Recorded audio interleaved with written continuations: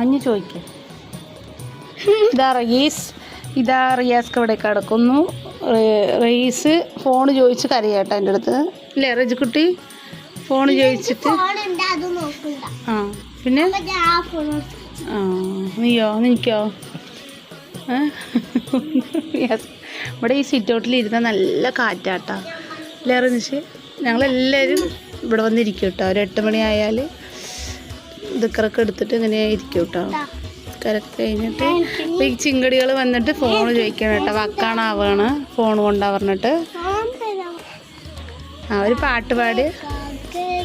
ആ പാട്ട് വേണ്ട, വേറെ പാട്ട് പാട്, നല്ല പാട്ട് പാട്.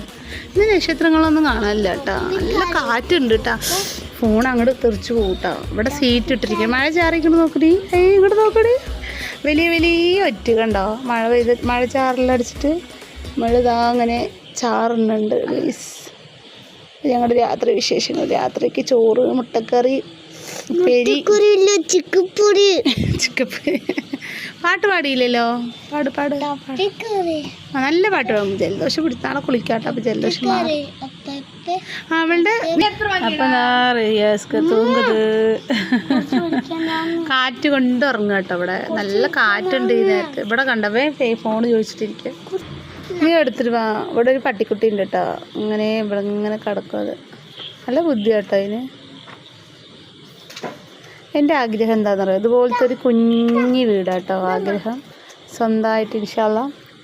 അപ്പം നമ്മുടെ റജിക്കുട്ടിക്ക് ഇന്ന് സ്കൂളിൽ നിന്ന് കുറച്ച് മാർക്കൊക്കെ കിട്ടിയിട്ടുണ്ട് കേട്ടോ. അവളെ കാണാതെ എഴുതിപ്പിച്ചതാണ്. 12ൽ 7 മാർക്ക് എൻ്റെ കുട്ടി വാങ്ങിയിട്ടുണ്ട് കേട്ടോ അന്ന്. അല്ലേ അയച്ചുകുട്ടി? അല്ലേ? ഇതൊക്കെ അവൾ എഴുതിയതാട്ടോ. എഴുതി ടിക്കറ്റ് ഡിറ്റക്ഷൻ ഇട്ടിട്ട് 12ൽ 7 മാർക്ക് അവൾ വാങ്ങിയിട്ടുണ്ട് ഗൈസ്.